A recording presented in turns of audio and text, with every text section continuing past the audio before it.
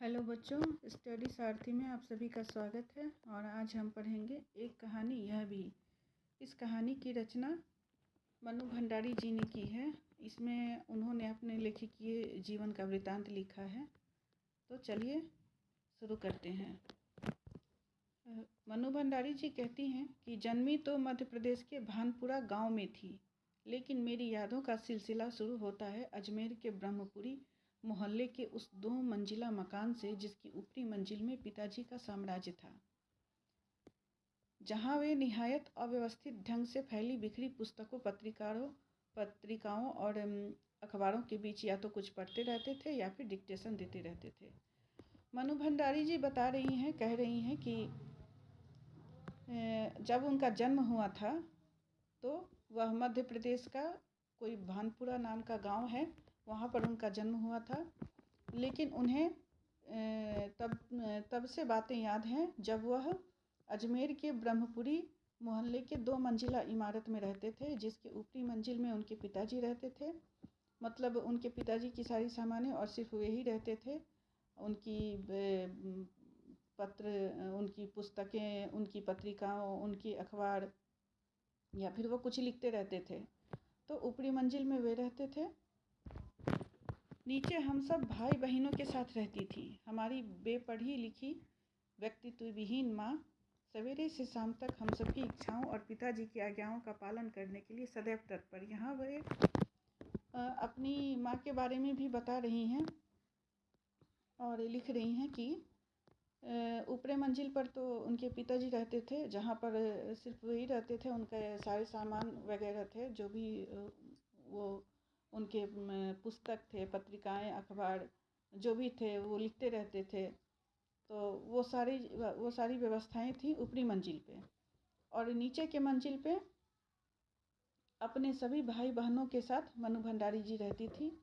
और उनकी पढ़ी लिखी माँ नहीं थी, तो वही वो थोड़ा दुख भरा भी लिख रही हैं कि अपने भावनाओं को व्यक्त कर रही हैं यहाँ पर इन पंक्तियों के द्वारा, कि उनकी बेपढ़ी लिखी व्यक्तित्व विहीन माँ। यहाँ उन्होंने अपने मन की पीड़ा को उजागर किया है कि उनकी माँ जो थी वह अनपढ़ थी, पढ़ना लिखना नहीं जानती थी।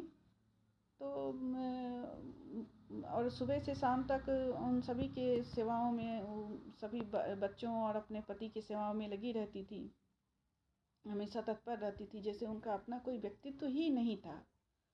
अपने व्यक्तित्व को अपने बच्चों और पति के इर्द गिर्द समेट चुकी थी, भूल गई थी।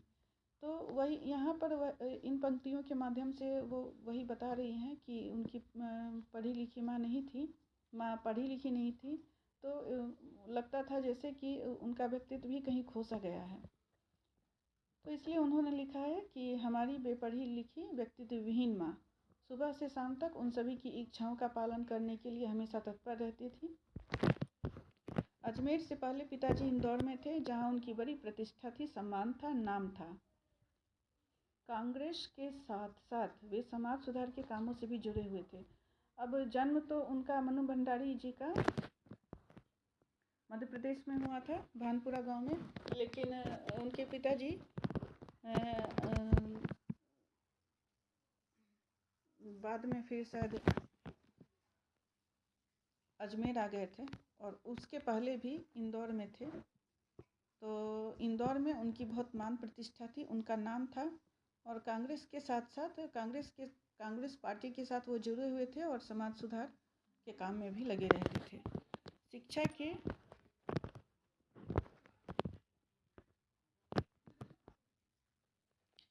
के वे केवल उपदेश ही नहीं देते थे, बल्कि उन दिनों 8-8, 10-10 विद्यार्थियों को अपने घर पर रखकर उन्होंने पढ़ाया है, जिनमें से कई तो बाद में ऊंचे ऊंचे ओहदों पर पहुँचे। मतलब उनके पिताजी जो थे वह केवल यही नहीं कहते थे कि शिक्षित होना चाहिए या शिक्षा को ग्रहण करो।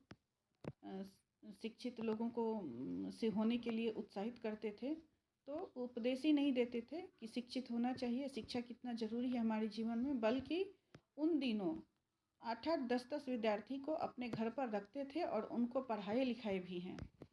जो विद्यार्थी बाद में जाकर ऊंचे ऊंचे ओहदों पर पहुंचे हैं, मतलब ऊंचे ऊंचे पद को उन्होंने प्राप्त किया है। उनके पढ़ाए हुए विद्यार्थियों ने। ये उनकी खुशहाली के दिन थे और उन दिनों उनकी दरियादिली के चर्चे भी कम नहीं थे। तो ये समय जो था वह उनके पिताजी की खुशहाली का था, उनके भी खुशहाली का था, उनके परिवार के।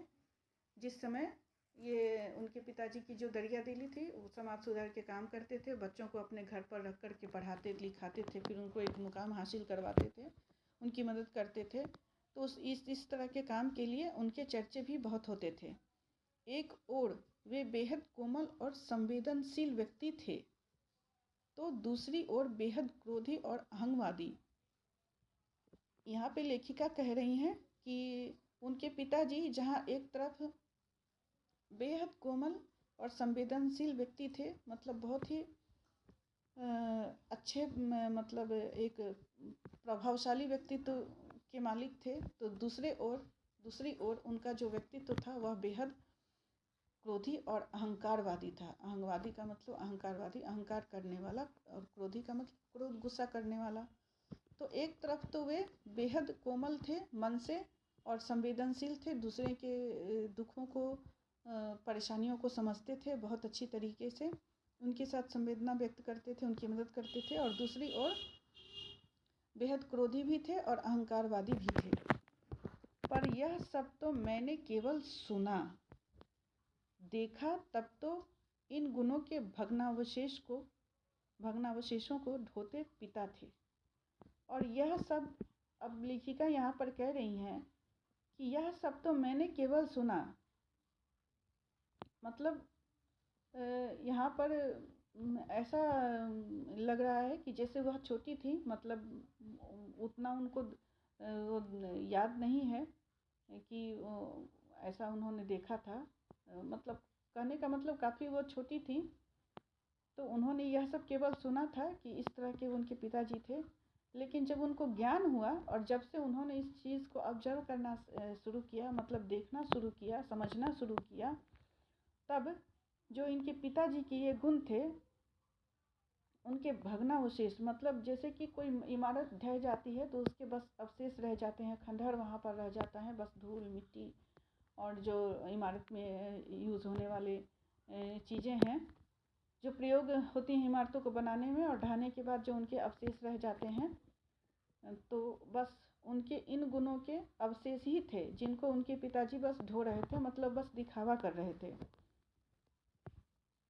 एक बहुत बड़े आर्थिक झटके के कारण वे इंदौर से अजमेर आ गए थे, जहां उन्होंने अपने अकेले के बलबूते और हौसले से अंग्रेजी हिंदी शब्दकोश, जिसको विषयवार भी बोलते हैं, कि अधूरे काम को आगे बढ़ाना शुरू किया, जो अपनी तरह का पहला और अकेला शब्दकोश था। यहाँ पर लेखिका कह रही हैं कि यह सब जब छोटी थी तो वो सुनती थी, लेकिन जब उन्होंने देखना और समझना शुरू किया कि उनके पिताजी एक ओर बेहद कोमल और संवेदनशील व्यक्ति है, मतलब एक अच्छे इंसान है, और दूसरे ओर बहुत ही क्रोधी और अहंकारवादी हैं, तो जब इस चीज़ को उन्होंने देखना शुरू किया और जब समझना शुरू किया, तो वह वास्तविकता नहीं थी। और उनके पिताजी इन गुण, अपने जो गुण थे, इनको जो कभी वो मतलब कभी वो दिखाते थे इन गुणों को, तो इन गुणों के बस अवशेष मात्र रह गए थे उनके अंदर, और वह उन्हीं अवशेषों को, मतलब थोड़े बहुत जो गुण बचे हुए थे उनके, क्रोध और संवेदनशीलता और कोमलता और अहंकार के मिश्रण को वह ढो रहे थे। तो जब देखा समझा तो वह इन गुणों के बस अवशेष को ही ढो रहे थे, क्योंकि एक बहुत बड़ा आर्थिक झटका लगा था उनको उनके पिताजी को, जब वो इंदौर में रहते थे, तो इस वजह से वो इंदौर से अजमेर आ गए थे, और उन्होंने अपने बलबूते पर, अपने हौसले से, अपने काबिलियत से अंग्रेजी हिंदी शब्दकोश, मतलब कि यहाँ विषयवार हिंदी में बोलते हैं, यहाँ पर शब्दकोश या विषयवार का मतलब डिक्शनरी हुआ, जिसको हम लोग डिक्शनरी बोलते हैं। तो अंग्रेजी का भी शब्दकोश और हिंदी का भी शब्दकोश, जो काम वो उन्होंने शुरू किया था और जो अधूरा रह गया था वहाँ पर इंदौर में शायद, तो अजमेर आने के बाद उसको अपने बलबूते, अपने हौसले से, अपने हिम्मत से और अपनी काबिलियत से आगे बढ़ाना शुरू किया था, जो अपनी तरह का पहला और अकेला शब्दकोश था। इसने उन्हें यश और प्रतिष्ठा तो बहुत दी, पर अर्थ नहीं, और शायद गिरती आर्थिक स्थिति ने ही उनके व्यक्तित्व के सारे सकारात्मक पहलुओं को निचोड़ना शुरू कर दिया था। अब जब उन्होंने यह शब्दकोश लिखा, उसको आगे बढ़ाया, उसको लिखा, तो इस शब्दकोश ने उनको यश भी बहुत दिया और मान प्रतिष्ठा भी बहुत दिया, लेकिन उनके पास पैसे नहीं आए, उनको अर्थ नहीं दिया। फाइनेंशियली वो मतलब कमज़ोर ही रह गए, और उनकी यही जो आर्थिक स्थिति थी, गिरती हुई आर्थिक स्थिति थी, ये चीज़ उनको उनके सारे व्यक्तित्व को झकझोरती रहती थी, और उनका जितना भी सकारात्मक पहलू था, जो पॉजिटिव पर्सन था, मतलब उनका जो सकारात्मक पहलू था, जो उनके अपने गुण थे, उनको निचोड़ना शुरू कर दिया। मतलब उनके जो एक तरह से कह सकते हैं कि जो उन्होंने सब्र किया था अभी तक, वह सब्र टूटने सा लगा था। सिकुड़ती आर्थिक स्थिति के कारण और अधिक विस्फारित उनका अहंग उन्हें इस बात तक की अनुमति नहीं देता था कि वे कम से कम अपने बच्चों को तो आर्थिक विवशताओं का भागीदार बनाए। मतलब उनके पिताजी की जो गिरती हुई आर्थिक व्यवस्था थी, आर्थिक स्थिति थी, और उसका फैला हुआ रूप था, तो उनका अहंकार, मतलब यहाँ पर स्वाभिमान बोल सकते हैं, अहंकार के रूप में जो उनका स्वाभिमान था उनके अंदर, वह उनको इस बात की अनुमति नहीं देता था कि वह अपने परिवार से अपने दुख को, अपने तकलीफ़ को शेयर करें, मतलब बताएं कि वह किस झंझावात से गुजर रहे हैं, उनकी स्थिति ठीक नहीं है। वह अपने बच्चे, अपने पत्नी, अपने परिवार से भी इस चीज़ को शेयर नहीं करते थे, क्योंकि उनका अहंकार कहीं ना कहीं उनको इस बात से रोक देता था। नवाबी आदतें, अधूरी महत्वाकांक्षाएं, हमेशा शीर्ष पर रहने के बाद हाशिए पर सरकते चले जाने की यातना, क्रोध बनकर हमेशा माँ को कंपाती और थरथराती रहती थी।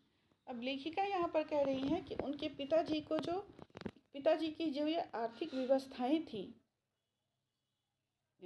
थी, उनकी सिकुड़ती हुई आर्थिक व्यवस्था के कारण वह इतने ज़्यादा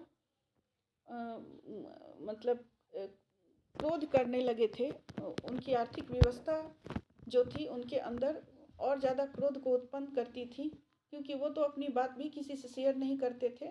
भले ही उनका परिवार, उनके बच्चे, उनकी पत्नी इस चीज़ को समझती थी, लेकिन वह अपने मुंह से स्वयं से चर्चा करके बताना वो नहीं चाहते थे। उनका स्वाभिमान, उनका अपना अभिमान जो है, इस बात की उनको इजाज़त नहीं देता था, वो नहीं बताना चाहते थे। लेकिन यह जो बात थी मन में, यह क्रोध के रूप में उभरती रहती थी, उनके स्वभाव में परिवर्तित होकर उभरती रहती थी, जिसकी यातना उनकी माँ झेलती थी। क्रोध बनकर वह उनकी माँ को हमेशा डांटते रहते थे, फटकारते रहते थे, अपना गुस्सा उनकी माँ पे निकालते रहते थे। उनकी माँ कंपाती, थरथराती हुई सी सुनती रहती थी। अपनों के हाथों विश्वासघात की जाने कैसी गहरी चोटें होंगी, वे जिन्होंने आंख मूंदकर सबका विश्वास करने वाले पिता को बाद के दिनों में इतना शक्की बना दिया था कि जब तब हम लोग भी उसकी चपेट में आ जाते थे। लेखिका यहाँ पर कह रही हैं कि उनके पिता के जो अपने लोग थे, उन्होंने ही उनके साथ विश्वासघात किए थे, जिसकी गहरी चोट जो है उनको बहुत अंदर तक झंझोर दी हुई थी, उनको अंदर तक कचोटती थी।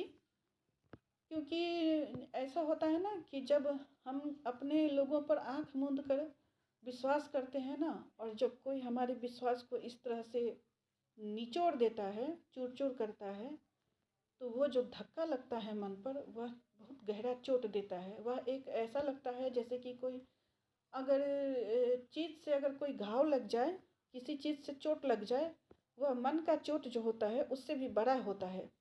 क्योंकि तन के चोट का इलाज तो हो जाता है, लेकिन मन का चोट जो है ना वह जल्दी भरता नहीं रहता है, बहुत गहरा घाव होता है। तो यही चीज़ उनके पिताजी के साथ भी हुआ था। उनके अपने लोगों ने उनके साथ विश्वासघात किया था, जिस पर उन्होंने आंख मूंद कर विश्वास किया था।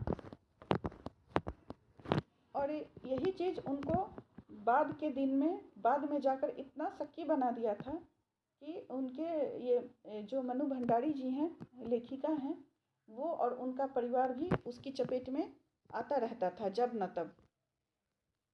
गुस्सा करते रहते थे इन पे भी जब तब। पर यह पितृ गाथा मैं इसलिए नहीं गा रही कि मुझे उनका गौरव गान करना है, बल्कि मैं तो यह देखना चाहती हूँ कि उनके व्यक्तित्व की कौन सी खूबी और खामियाँ मेरे व्यक्तित्व के ताने बाने में गुथी हुई हैं, या कि अनजाने अनचाहे किए उनके व्यवहार ने मेरे भीतर किन ग्रंथियों को जन्म दे दिया। बहुत गूढ़ बात यहाँ पर लेखिका बता रही हैं कि वह अपने पिता की बातों को इसलिए नहीं कह रही हैं, अपने पिता की गाथा इसलिए नहीं गा रही हैं कि उनको उनके पिता का गौरव गान करना है कि उनके पिताजी कितने महान थे, कितने काबिल थे, कितने ईमानदार थे। इस तरह से नहीं, उनको गौरव गान नहीं करना है, बल्कि वह ये चीज़ दर्शाना चाहती हैं कि उनके पिताजी की जो व्यक्तित्व थे उसकी कौन सी कमी या खूबी उनके अंदर, उनके व्यक्तित्व में है, उनके अंदर है, जो जाने अनजाने उनके व्यवहार में आ गए हैं और उनके भीतर भी कुछ कुछ जन्म ले चुके हैं, कुछ कुछ पनप गए हैं, जो उनके व्यवहार में जाने अनचाहे दिखते रहते हैं। वो अपना पिताजी के स्वभाव को जाने अनजाने अपने व्यवहार में सम्मिलित कर देती हैं कभी ना कभी। तो ये वही चीज़ ये कह रही हैं कि उनके पिता का गौरव गान करना उनका मकसद नहीं है, उनका मतलब नहीं है यहाँ पर। वह बस उन चीज़ों को बता रही हैं कि उनके पिताजी के अंदर जो कमी या खामी थी वह उनके अंदर भी थोड़ी बहुत आ गई हैं और उनके व्यवहार में उसका झलक दिखाई दे जाता है, कभी जाने अनजाने अनचाहे कभी। मैं काली हूँ, बचपन में दुबली और मरियल भी थी। अब यहाँ पे लेखिका अपने व्यक्तित्व का वर्णन कर रही हैं कि मैं काली हूँ। मतलब लेखिका का जो कलर था, रंग था, वह सांवला या थोड़ा डार्क रहा होगा, थोड़ा काला रहा होगा। और बचपन में दुबली और मरियल सी भी थी, मतलब वह रंग में भी थोड़ी सी कम थी और दुबली और मरियल सी, मतलब दुबली और बहुत रोगी जैसी थी, दुबली पतली थी। गोरा रंग पिताजी की कमजोरी थी, सो बचपन में मुझसे 2 साल बड़ी खूब गोरी, स्वस्थ और हंसमुख बहन सुशीला से हर बात में तुलना और फिर उसकी प्रशंसा ने ही क्या मेरे भीतर ऐसे गहरे हीन भाव की ग्रंथि पैदा नहीं कर दी कि नाम, सम्मान और प्रतिष्ठा पाने के बावजूद आज तक मैं उससे उबर नहीं पाई। अपने मन की व्यथा को लेखिका यहाँ पर बता रही हैं कि कलर में उनका कलर सांवला था, मतलब वह काली थी, थोड़ा ज़्यादा ही सांवला था, डीप बोल सकते हैं इसको, डार्क कलर की थी वो। और दुबली पतली सी थी, एकदम मरियल सी, रोगी जैसी दिखती थी। और पिताजी जो उनके थे वह गोरे चिट्टे और हंसमुख और स्वस्थ बच्चों को ज़्यादा मानते थे। तो जिसमें उनसे लेखिका से 2 साल की बड़ी थी उनकी एक बहन थी जिनका नाम सुशीला था। वह खूब गोरी थी, स्वस्थ थी और हंसमुख भी थी।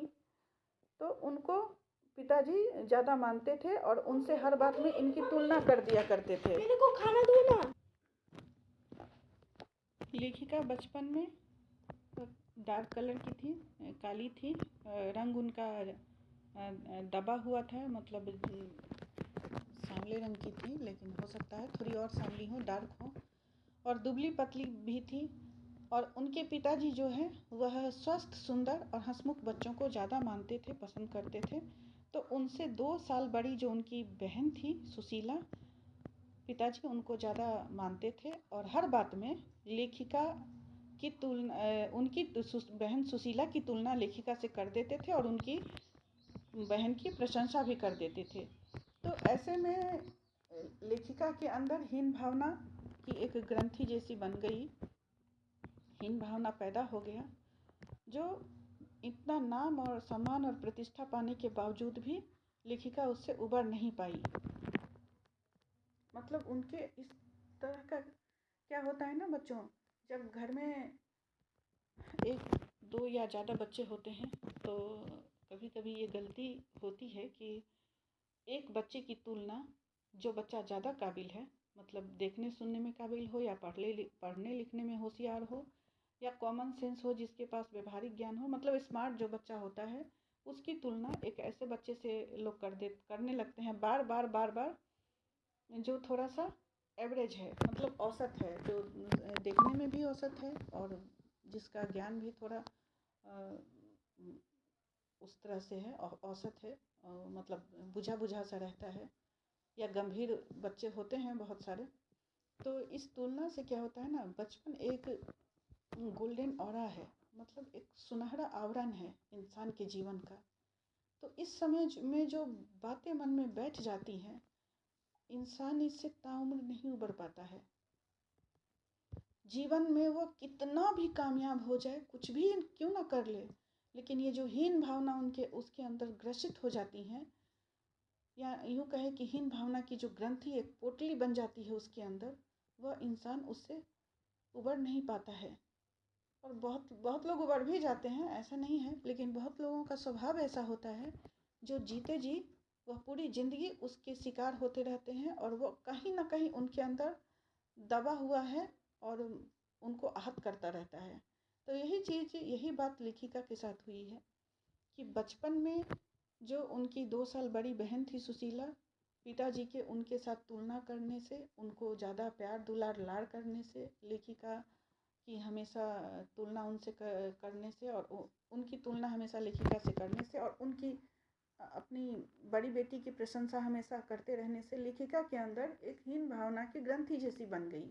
वो हीन भावना की शिकार हो गई कि मतलब अपने अंदर उनको कॉन्फिडेंस नहीं रहा, जो पूरे उम्र उनका साथ नहीं छोड़ा है। ये चीज़ वो बता रही हैं और लिख रही हैं कि आज भी परिचय करवाते समय जब कोई कुछ विशेषता लगाकर उनकी लेखकीय उपलब्धियों का जिक्र करने लगता है, तब मैं संकोच से सिमट ही नहीं जाती, बल्कि गड़ने गड़ने को हो आती हूँ। वह कह रही हैं कि आज भी, मतलब बाद में जाकर जब वह बहुत बड़ी लेखिका बन गई हैं, बहुत मान सम्मान प्रतिष्ठा उन्होंने पा लिया है, और जब कोई व्यक्ति उनकी विशेषता करने लगता है, उनके गुणों का बखान करने लगता है, तब भी वो, मतलब ऐसा लगता है कि जैसे वो सब चीज़ें उन्होंने नहीं की हैं। मतलब उनके अंदर का जो विश्वास है वह डगमगाने लगता है, और वह मतलब संकोच करने लगती हैं, शर्माने लगती हैं, शर्म से सिमटने ही नहीं लगती, बल्कि ऐसा लगता है कि मैं धरती में गड़ जाऊं, मतलब मैं ये सब सुनना नहीं चाहती, जैसे मैंने यह सब कुछ किया ही नहीं है, ऐसा वो बता रही हैं। शायद अचेतन की किसी परत के नीचे दबी इसी हीन भावना के चलते मैं अपनी किसी भी उपलब्धि पर भरोसा नहीं कर पाती। सब कुछ मुझे तुक्का ही लगता है।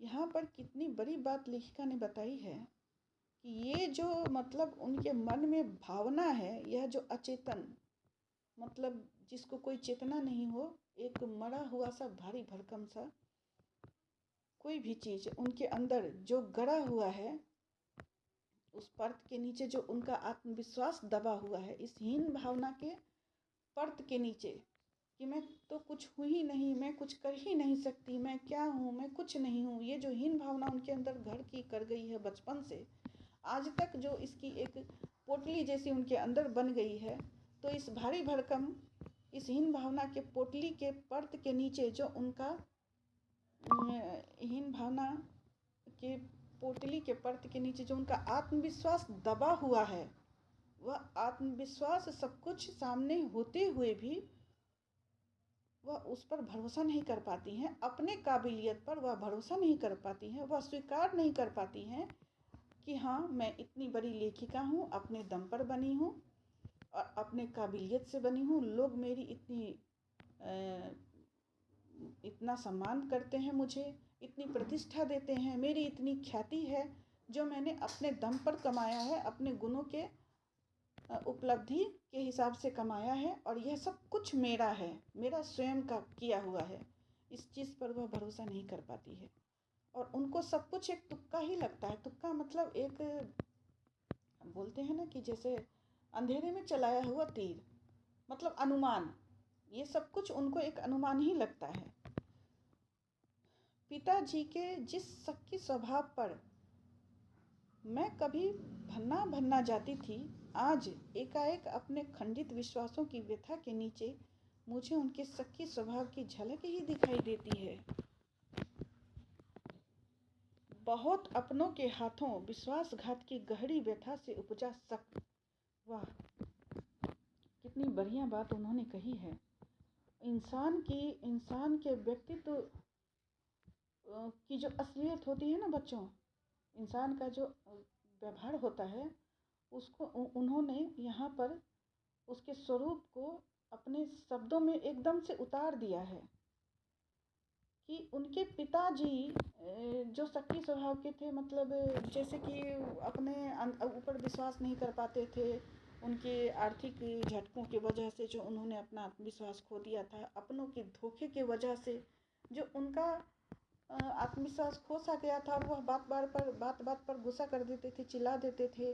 और लेखिका ये सब देख करके मतलब अपने आप से भन्ना जाती थी कि ये क्या कर रहे हैं, इतनी बड़ी क्या बात हो गई है, ये ऐसे क्यों गुस्सा कर रहे हैं, क्यों क्रोध कर रहे हैं माँ के ऊपर, हम लोगों के ऊपर, ऐसे शक्की क्यों हो गए, हर बात में इनको डाउट क्यों रहता है, हर बात में ये शक क्यों करते हैं।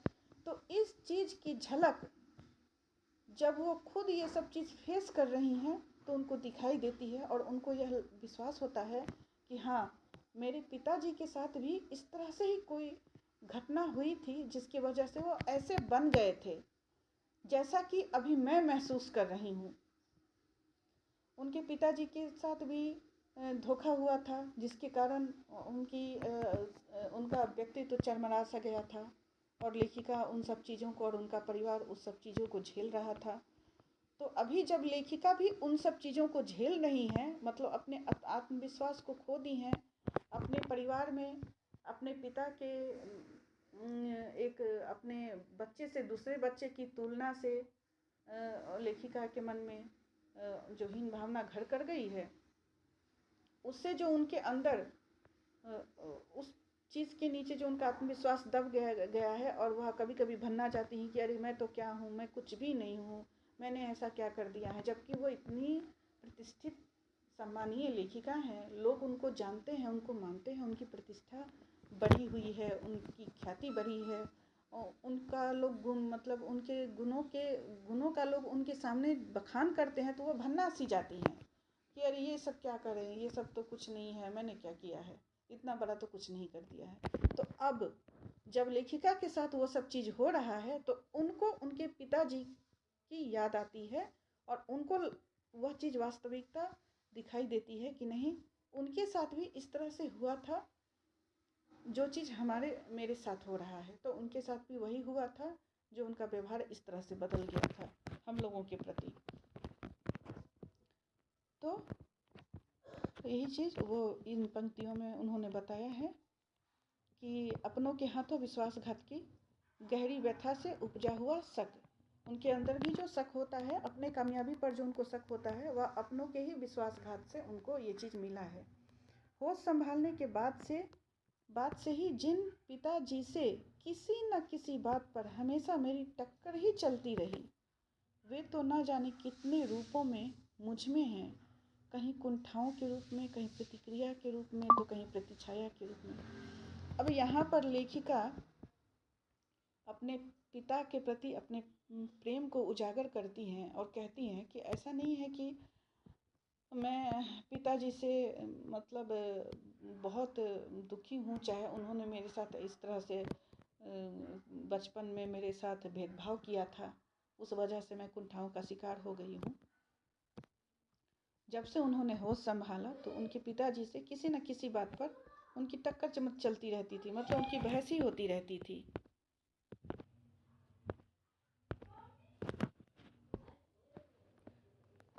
होश संभालने के बाद से जिन पिताजी से किसी न किसी बात पर हमेशा उनकी टक्कर चलती रहती थी, मतलब नोक-झोंक होता रहता था, बहसबाजी होती रहती थी, चलती रहती थी, वह पिता कितने ही रूपों में लेखिका में मौजूद हैं। कहीं कुंठा के रूप में मौजूद हैं, मतलब कहीं शक के रूप में मौजूद हैं, मतलब हीन भावना जो होता है ना, कुंठा, उसके रूप में मौजूद हैं। कहीं प्रतिक्रिया के रूप में मौजूद हैं। कहीं जो वो प्रतिक्रिया करती हैं, जो काम करती हैं, जो वह कोई भी वर्क करती हैं, कोई प्रतिक्रिया देती हैं, अपने प्रतिक्रिया को लिखती हैं, अपने काम को करती हैं, उसके रूप में मौजूद हैं, मतलब उनके गुण के रूप में मौजूद हैं। और कहीं उनकी प्रतिछाया के रूप में। प्रतिछाया मतलब छाया होता है, मेरा प्रतिरूप, मतलब सेम मेरा डुप्लीकेट, मेरे ही जैसा इंसान। तो लेखिका ये कह रही हैं कि उनमें उनके पिताजी कई रूप में मौजूद हैं, कहीं कुंठा के रूप में, कहीं शक के रूप में, कहीं उनके काम जो वो करती हैं उस रूप में, उनके गुण के रूप में, और कहीं कहीं तो ऐसा लगता है कि वह उन्हीं की प्रतिछाया हैं, मतलब अपने पिता का एक मिला जुला स्वरूप है पूरी तरह से। केवल बाहरी भिन्नता के आधार पर अपनी परंपरा और पीढ़ियों को नकारने वालों को क्या सचमुच इस बात का बिल्कुल एहसास नहीं होता कि उनका आसन्न अतीत किस कदर उनके भीतर जड़ जमाए बैठा रहता है।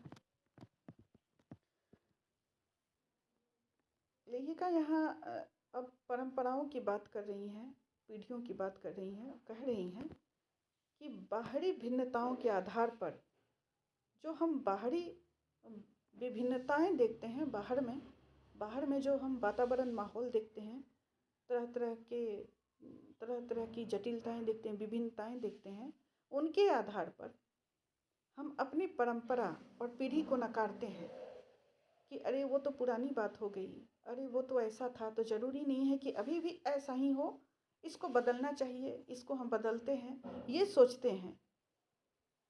तो हम एक तरह से उस पीढ़ी को, उस परंपरा को नकारते हैं। किस बेसिस पर, किस बात पर? बाहरी विभिन्नता की बात पर, आधार पर, मतलब बाहर जो हम कुछ देख रहे हैं उसके आधार पर हम इन चीज़ों को नकार देते हैं कि नहीं, ये पहली की बातें हो गई, पहले की, ये तो पुरानी बातें हो गई, ये तो रूढ़िवादी चीज़ है, इसको ऐसे नहीं चलते रहना चाहिए, थोड़ा बदलना चाहिए, थोड़ा चेंज आना चाहिए, ये सब कुछ जो हम सोचते हैं। तो क्या ऐसी सोच रखने वाले लोगों को सचमुच इस बात का बिल्कुल आभास नहीं होता कि वह जिस चीज़ को नकार रहे हैं उनका जड़ वहीं से शुरू हुआ है। मतलब जिस पीढ़ी को, जिस परंपरा को वह नकार रहे हैं, वह भी वहीं से उत्पत्ति लिए हैं, उनकी उत्पत्ति भी उन्हीं परंपराओं, उन्हीं पीढ़ियों से हुई है। तो जाहिर है कि जब हमारा जड़ ही मिट्टी में है तो मिट्टी से हम जुड़े हुए हैं, उसको तो हम छोड़ ही नहीं सकते हैं। तो उस पेड़, तो सबसे ऊपर का जो पेड़ पत्ता है वह बाहर क्या, वो हवा को देखेगा और अपने जड़ को नकार देगा, तो यह चीज़ क्या संभव है? वह तो एकदम अंदर तक मिट्टी में पकड़ा हुआ है, वह अंदर तक धंसा हुआ है। तो इसी तरह हमारी पीढ़ी भी पुरानी परंपराओं और पीढ़ियों से ही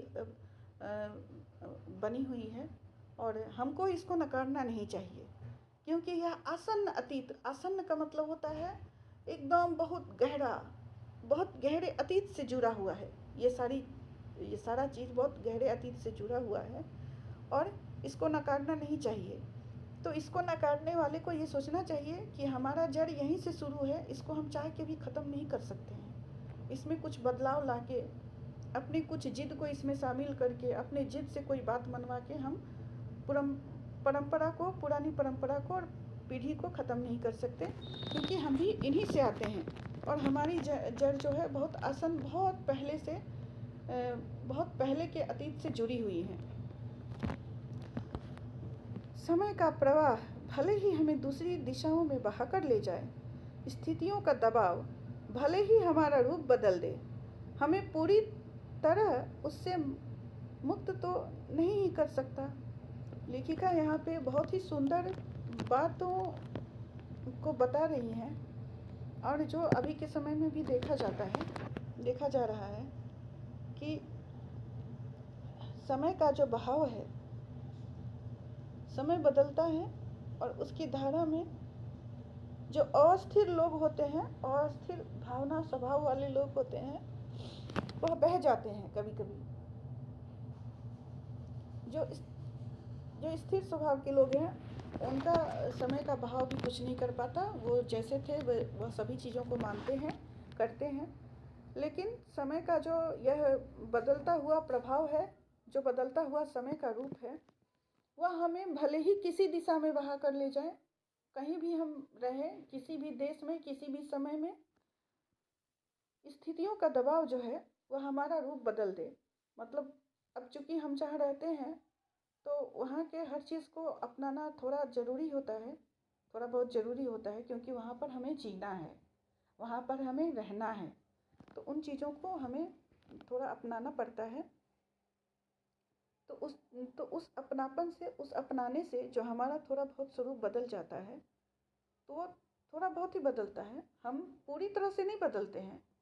पूरी तरह से जहाँ से हम जुड़े हुए हैं, वही यादें हमारे जहन में होती हैं। हम उन्हीं चीज़ों को मानते हैं, उन्हीं चीज़ों को सोचते हैं, उन्हीं चीज़ों को समझते हैं, उन्हीं चीज़ों को जानते भी हैं। जो हम जहाँ रह रहे हैं, वहाँ की परिस्थितियाँ भले ही थोड़ी बहुत हमें बदल दें, पर हम अंदर से जो हैं हम वही रहेंगे। पूरी तरह से हम नहीं बदलते, हम उन चीज़ों से मुक्त नहीं होते हैं।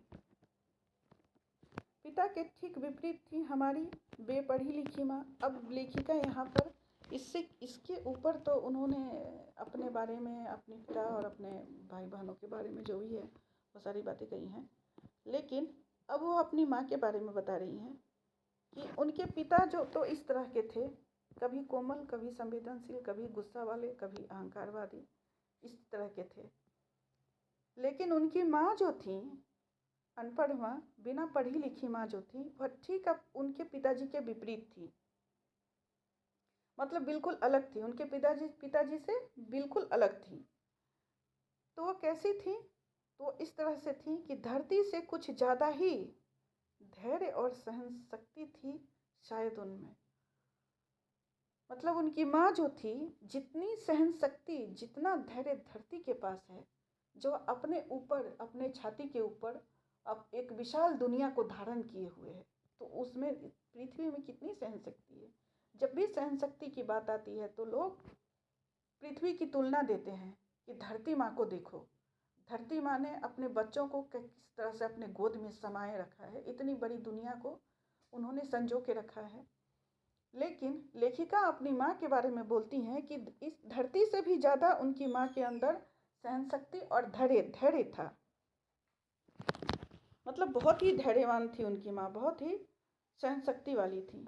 पिताजी की हर ज्यादती को अपना प्राप्य और बच्चों की हर उचित अनुचित फरमाइश और जिद को अपना फर्ज समझकर बड़े सहज भाव से स्वीकार करती थी वे। उनके पिताजी जो थे, वो जी कुछ भी उन पे गुस्सा करें, कितना भी उनको डांटें, कितना भी उनको कुछ भी कहें, लेकिन उनको वह अपना प्राप्य, मतलब अपना भाग्य समझती थी कि मतलब ये मुझे प्राप्त हुए हैं, तो यह इनका जो भी कुछ है वह मेरा भाग्य है, तो कोई बात नहीं है, ये जो भी करते हैं वह सब ठीक है। तो अपना प्राप्य का मतलब यहाँ पर अपना भाग्य या अपना जो प्राप्त किया हुआ कोई भी प्रारब्ध हो, तो प्रारब्ध कह सकते हैं, प्रारब्ध है उस चीज़ से है। तो उनके पिताजी उनकी माँ के साथ कुछ भी ज्यादती करते थे, तो उनको उनकी माँ जो है उसको अपना भाग्य समझती थी, और बच्चों की जितनी भी उचित हो फरमाइश या अनुचित हो, मतलब उचित अनुचित जो भी फरमाइशें थी बच्चों की, उनको वह अपना फ़र्ज समझती थी कि बच्चों ने जो अगर ये फरमाइश कर दी है, तो ये उनकी अनुचित मांग है चाहे उचित मांग है, इसको पूरा करना मेरा फ़र्ज है, मेरा दायित्व है। उन्होंने जिंदगी भर अपने लिए कुछ मांगा नहीं, चाहा नहीं, केवल दिया ही दिया। उनकी माँ जो थी लेखिका की, वो पूरे जीवन अपने लिए कुछ भी नहीं मांगी, किसी से नहीं, ना ही बच्चों से कुछ कहा, ना ही अपने पति से कहा, ना ही किसी और से कहा। कुछ नहीं मांगा अपने लिए। मांगा तो नहीं मांगा, कुछ चाहा भी नहीं। उनकी कुछ इच्छा भी नहीं थी कि मैं ऐसा कर लूँ, या मेरे पास ये हो या वो हो, या मैं ऐसे रहूँ, मैं ऐसे जीऊँ। उनकी अपनी कोई इच्छा नहीं थी। बस वह देना ही देना जानती थी। बस सेवा करना और बस देना जानती थी। अपने लिए उनकी कोई इच्छा नहीं थी, कोई चाह नहीं थी, और ना ही कभी कुछ उन्होंने मांगा। उन्होंने जीवन भर अपने लिए कुछ मांगा नहीं, चाहा नहीं, केवल दिया ही दिया, केवल दिया ही दिया हम लोगों को। कुछ मांगा, कुछ चाहा नहीं। हम भाई बहनों का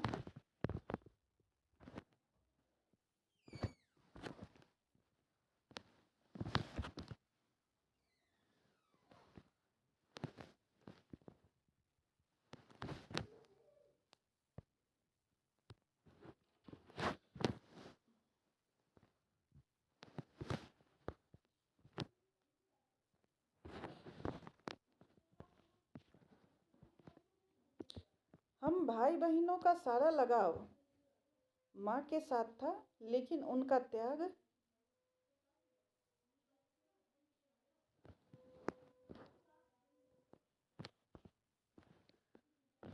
हम भाई बहनों का सारा लगाव माँ के साथ था, लेकिन निहायत असहाय मजबूरी में लिपटा उनका यह त्याग कभी मेरा आदर्श नहीं बन सका। न उनका त्याग, न उनकी सहिष्णुता। अब लेखिका यहाँ पर ये बता रही हैं कि हम जितने भी भाई बहन थे, उनका सारा लगाव माँ से ही था। मतलब पिताजी से उतना नहीं था। सारा सहानुभूति माँ से ही था। वो कुछ भी अपने माँ से ही कहती थी, शेयर करती थी, कुछ भी बताती थी। लेकिन उनकी माँ की जो मजबूरी थी, जो उनका त्याग था, वह कभी लेखिका का आदर्श नहीं बन सका। मतलब उनके त्याग, उनकी सहिष्णुता और उनके आदर्श को वो कभी अपना नहीं सकी। भले ही लगाव उनका अपनी माँ के साथ जरूर था। खैर, जो भी हो, अब यह पैतृक पुराण यहीं समाप्त कर अपने पर लौटती हूँ। यहाँ पर लेखिका ने इन 2-3 पंक्तियों में अपनी खामी भी एक तरह से बताई है कि सारे भाई बहनों का, उनके जितने भी भाई बहन थे लेखिका सहित, उन सब का लगाव माँ के साथ ही था। लेकिन जो उनकी असहाय मजबूरी थी उनकी माँ की, और उनका जो त्याग था, जो उनका आदर्श था, जो उनकी सहिष्णुता थी, इन गुणों को वह अपने में कभी आजमा नहीं सकी, कभी उतार नहीं सकी, अपना आदर्श नहीं बना सकी। तो अब वह अपना पैतृक पुराण यहीं समाप्त करके अपने पर लौटती हैं। मतलब अपने बारे में अब वह बताएंगी जो भी वह कहना चाह रही हैं। पैतृक पुराण यहीं समाप्त करती हूँ। मतलब उनका जो पिताजी का, माँ का और जो घर का जो भी था, वह उन बातों को यहीं समाप्त करके वह अब अपने बारे में बताएंगी। अपने पर लौटती हूँ। अब वो अपने बारे में यह बता रही हैं कि 5 भाई बहनों में सबसे छोटी मैं, मतलब लेखिका 5 भाई बहन थी, जिनमें वो सबसे छोटी थी। सबसे बड़ी बहन की शादी के समय मैं शायद 7 साल की थी, और उसकी एक धुंधली सी याद ही मेरे मन में है। उसका आवाज आ गया होगा।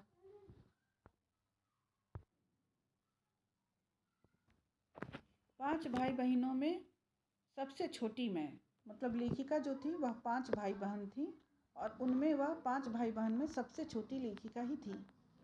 सबसे बड़ी बहन की शादी के समय मैं शायद 7 साल की थी, और उसकी एक धुंधली सी याद ही मेरे मन में है। मतलब उनकी जो सबसे बड़ी बहन थी, मतलब 5 भाई बहन में बहन ही सबसे बड़ी थी, तो उन सबसे बड़ी बहन की जो जब शादी हुई थी, तब लेखिका शायद 7 साल की रही होंगी, 7 साल की थी। तो 7 साल के बच्चे को उतना कुछ याद नहीं रहता है बाद में जाके, 5-7 साल के बच्चे को। तो उनकी शादी की, उनकी बड़ी बहन की, सबसे बड़ी बहन की शादी की एक धुंधली सी याद उनके मन में बसी हुई है। लेकिन अपने से 2 साल बड़ी बहन सुशीला और मैंने घर के बड़े से आंगन में बचपन के सारे खेल खेले। सतोलिया, लंगड़ी टांग, पकड़म पकड़ाई, काली टीलो, तो कमरों में गुड्डे गुड़ियों के ब्याह भी रचाए, पास पड़ोस की सहेलियों के साथ। अब यहाँ पर लेखिका अपनी बहन के बारे में बता रही हैं जो उनसे 2 साल बड़ी थी और ऊपर जिनका जिक्र हुआ था, जिनका नाम सुशीला था। उनके पिताजी उनकी तुलना जिनसे करते रहते थे, उन बहन के बारे में बताती हैं कि 2 साल बड़ी थी और उनकी बड़ी बहन सुशीला, और उनके साथ अपने घर के आंगन में उन्होंने बचपन के बहुत सारे खेल खेले हैं। उनके साथ अपना बचपन बिताया है। और जैसे बच्चे खेलते हैं सतोलिया, लंगड़ी टांग, पकड़म पकड़ाई, काली टीलो, ये सभी खेलते हैं, तो आंगन में इन खेलों को खेला भी। तो कमरों में घर में बैठ करके गुड्डे और गुड़ियों के ब्याह भी रचाए, पास पड़ोस की सहेलियों के साथ। मतलब उन लेखिका और उनकी बड़ी बहन सुशीला आंगन में इस तरह के खेलों को भी खेला और कमरे में गुड्डे गुड़ियों के भी ब्याह रचाए, जैसा कि बच्चे करते हैं। हम लोग भी किए हैं। जब हमारे बचपन में हम लोगों ने भी किए हैं। बचपन जीवन का एक बहुत ही अच्छा कॉलम है और बहुत ही मतलब भगवान ने बचपन बना करके ना इंसान को एक बहुत ही जीने का एक वजह दे दिया है। बचपन की याद ही वह याद है, खट्टी मीठी यादें जो जीवन भर इंसान को कभी कभी गुदगुदा भी जाती हैं और हंसा भी जाती हैं। अपने भाई बहनों के साथ में, घर परिवार के साथ में, यही चीज़ लेखिका भी बता रही हैं कि अपनी बड़ी बहन के साथ उन्होंने आंगन में खेल खेले, तो कमरों में बैठकर अपनी बड़ी बहन और पड़ोस की सहेलियों के साथ भी मिलकर गुड्डे गुड़ियों के ब्याह भी रचाए। यूँ खेलने को हमने भाइयों के साथ गिल्ली डंडा भी खेला और पतंग उड़ाना।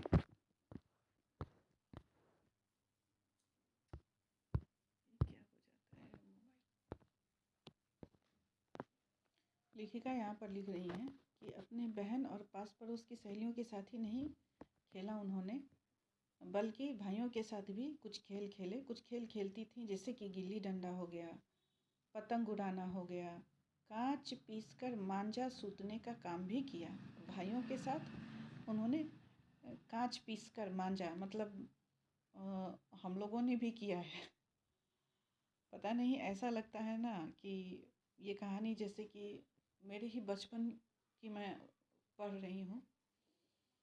हम लोग भी अपने भाइयों के साथ बैठ कर के कांच चूर कर उसको पीसते थे और उसे धागे को सोटते थे कि धागा कड़क हो जाएगा तो मांझा जो है वह बढ़िया हो जाएगा, पतंग ज़्यादा काटेगा। तो ये सब काम भी लेखिका करती थी। लेकिन उनकी गतिविधियों का दायरा घर के बाहर ही अधिक रहता था। हमारी सीमा थी घर, लेकिन ये सारे जो काम करते थे वो लोग मिल कर के, लेखिका और उनके भाई बहन, तो इन सब गतिविधियों का दायरा घर के बाहर अधिक था। लेकिन उनकी जो सीमा थी खेलने की वह घर तक ही सीमित थी। हाँ, इतना ज़रूर था कि उस ज़माने में घर की दीवारें घर तक ही समाप्त नहीं हो जाती थीं, बल्कि पूरे मोहल्ले तक फैली रहती थी। इसलिए मोहल्ले के किसी भी घर में जाने पर कोई पाबंदी नहीं थी, बल्कि कुछ घर तो परिवार का हिस्सा ही थे। सचमुच पहले जब, और अभी भी गांव में ऐसा होता है कि ऐसा नहीं है कि हमारे घर का दायरा हमारे घर के दरवाजे तक ही सीमित है।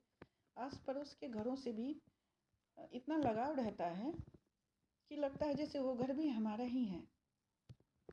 तो वही चीज़ यहाँ पर लेखिका बता रही हैं कि घर तक ही उनकी सीमा रहती थी, लेकिन घर की जो दीवारें हैं घर तक ही समाप्त नहीं हो जाती थी, आसपास के पूरे मोहल्ले में भी फैली रहती थी और मोहल्ला के किसी भी घर में जाने पर कोई पाबंदी नहीं होती थी, बल्कि वहाँ तो कुछ घर जो थे उनके घर का ही हिस्सा जैसा थे, परिवार जैसे थे। गांव में लोग फ्लैट में, इंडिपेंडेंट घर में, किराए पर तो कोई अपना घर बनाकर ऐसे सेपरेट रहते हैं। शहर में कोई किसी से इतना टच में नहीं रहता, मतलब नहीं रखता, लेकिन गांव का माहौल बहुत ही अच्छा होता है, सुंदर होता है। आज भी जब हम लोग छुट्टियों में घर जाते हैं ना, गांव जाते हैं, या मैं अपने बच्चों को लेकर जाती हूँ, तो बच्चे आने का नाम नहीं लेते हैं, क्योंकि इनको वहाँ पर इतना बढ़िया माहौल मिलता है, परिवेश मिलता है। घर के आसपास के जितने भी घर हैं वो सारे लोग बच्चों के साथ इतने अच्छे से रहते हैं, उनके बच्चे हमारे बच्चों के साथ खेलते हैं, तो गांव का माहौल बहुत ही खुशनुमा होता है, मिलनसार होता है, बहुत ही अच्छा लगता है वहाँ पर। तो लेखिका के परिवार के साथ भी कुछ ऐसा ही था कि घर की दीवारें जो थी वह देखने में तो घर तक ही सीमित थी, लेकिन ऐसे व्यवहार से वह कहीं भी उस मोहल्ले तक पूरे मोहल्ले तक फैली हुई थी। वो लोग किसी भी घर में आते जाते थे, दूसरे घर के बच्चे उनके यहाँ आते जाते थे, खेलते कूदते थे, इस तरह से था। आज तो मुझे बड़ी शिद्दत के साथ यह महसूस होता है कि अपनी ज़िंदगी खुद जीने के इस आधुनिक दबाव ने महानगरों के फ्लैट में रहने वालों को हमारे इस परंपरागत पड़ोस कल्चर से विच्छिन्न करके हमें कितना संकुचित, असहाय और असुरक्षित बना दिया है। सही बात है। लेखिका को यह एहसास होता है, वो ये चीज़ महसूस करती है कि जब महानगरों में, नगरों में जो फ्लैट वाला ये सिस्टम होता है कि फ्लैट में हर एक परिवार फ्लैट में बंद रहता है, या कुछ लोगों ने अगर अपने घर भी बना लिए हैं तो वह घर में बंद रहते हैं। उनके जीने का ऐसा तरीका हो जाता है कि आस पड़ोस से कोई मतलब नहीं रखना है, अपने अपने में मगन रहना है, अपने काम से मतलब रखना है। तो इस व्यवहार ने जो है वह लोगों को संकुचित बना दिया है, असहाय भी बना दिया है। मतलब अगर आपको ज़रूरत पड़े तो शहर में आप देख लीजिए कि आपको अगर कोई ज़रूरत पड़ गई तो आप अपने पड़ोसी से सहायता मांगने में आपको संकोच होगा, क्योंकि वो भी बंद रह रहे हैं, आप भी बंद रह रहे हैं। आप लोगों में कोई वार्तालाप, कोई बातचीत नहीं है, कोई आना जाना नहीं है, कोई रीति रिवाज निभाना नहीं है। बस थोड़ा बहुत बर्थडे या कोई सेलिब्रेशन में आप मिलते जुलते हो, फिर अपने घरों में बंद हो जाते हो, अपने काम में मशीन की तरह यंत्रवत जैसे फिट हो जाते हो। अपना काम करना है और बस घर में रहना है। और तो इस व्यवहार ने जो है लोगों को असहाय कर दिया है, संकुचित कर दिया है। लोग संकोच करते हैं, जब उनको सहायता की ज़रूरत पड़ती है कभी, तो सहायता मांगने में भी संकोच करने लगते हैं, और इस संकोच में वह असहाय बने रहते हैं, मतलब असहाय बन जाते हैं कभी कभी। असुरक्षित भी बना दिया है, असुरक्षित भी हो जाते हैं कि आपको अगर कुछ हुआ तो आप पड़ोस वाले से संकोचवश कह नहीं पाएंगे, वह उनकी आपकी सुरक्षा करने के लिए आएंगे नहीं, आप उनसे बताएंगे भी नहीं। तो ये भावना असुरक्षित करती है, असुरक्षित भी बना दिया है। मेरी कम से कम 1 दर्जन आरंभिक कहानियों के पात्र इसी मोहल्ले के हैं, जहां मैंने अपनी किशोरावस्था गुजार अपनी युवावस्था का आरंभ किया था। अब लेखिका कह रही हैं कि उनके कम से कम 1 दर्जन, मतलब उन्होंने जो कहानियाँ लिखी हैं, मतलब 1 दर्जन जो इसकी ये जो कहानी वो बता रही हैं, इसके पहले जो उन्होंने 1 दर्जन कहानियाँ वो लिख चुकी हैं। 1 दर्जन कहानी के जो भी पात्र हैं, जिनके बारे में वो लिखती हैं, वह सारे पात्र, वह सारे व्यक्ति उनके उसी मोहल्ले के हैं जहाँ उन्होंने किशोरावस्था, मतलब अपना टीनेजर समाप्त करके युवावस्था, मतलब युवावस्था में वो कदम रखा है। मतलब बचपन को समाप्त करके युवा जब हुई, जिस मोहल्ले में 1 दर्जन कहानियों के अधिक पात्र जो हैं वह उसी मोहल्ले के हैं जहां उन्होंने अपनी किशोरावस्था को छोड़ कर के युवावस्था का आरंभ किया था।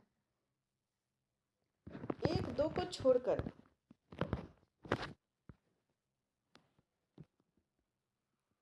उनमें से कोई भी पात्र मेरे परिवार का नहीं है। अब एक दो लोगों को छोड़कर उनकी जो ये उन्होंने ऊपर बताया कि 1 दर्जन कहानियों के पात्र इसी मोहल्ले के हैं, तो उन पात्रों में से एक दो को छोड़कर कोई भी पात्र उनके परिवार का नहीं है। बस इनको देखते सुनते इनके बीच ही मैं बड़ी हुई थी, लेकिन इनकी छाप मेरे मन पर कितनी गहरी थी, इस बात का एहसास तो मुझे कहानियाँ लिखते समय हुआ। मतलब जिस मोहल्ले में उन्होंने अपना किशोरावस्था गुजार कर युवावस्था का प्रारंभ किया, तो उसी मोहल्ले के बहुत सारे ऐसे व्यक्ति थे जो इनके 1 दर्जन जिनके बारे में इन्होंने कहानियाँ लिखी हैं। मतलब इनकी 1 दर्जन कहानियों के ज़्यादा से ज़्यादा पात्र उसी मोहल्ले के थे, और उनके जीवन को ही इन्होंने कहानियों के रूप में परिवर्तित किया है, लिखा है।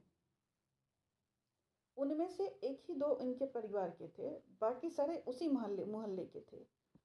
तो उनका जीवन का छाप इनके मन पे कितना गहरा था, मतलब उनके जीवन से ये कितना प्रभावित हुई थी, इसका एहसास उनके बारे में कहानी लिखते समय इनको हुआ। इतने वर्षों के अंतराल ने भी उनकी भाव भंगिमा भाषा किसी को भी धुंधला नहीं किया था, और बिना किसी विशेष प्रयास के बड़े सहज भाव से वे उतरते चले गए थे। इतने वर्ष बीत गए, लेकिन उन लोगों के जो व्यवहार थे, जो उनकी भाषा थी, उसको वो धुंधला नहीं हुआ था। और मतलब उनकी जो यादें थी, उनके जो भाषा, उनकी जो भाषाएं थी, जो उनका व्यवहार था, वह लेखिका के मन में धुंधला नहीं हुआ था, और ज़्यादा कुछ प्रयास नहीं करना पड़ा लेखिका को, और उनके बारे में कहानियाँ लिखती चली गई, और सहज भाव से ही वह पात्र जो है कलम के माध्यम से इनकी कहानियों में उतरते चले गए, उनके बारे में कहानियाँ लिखती चली गई।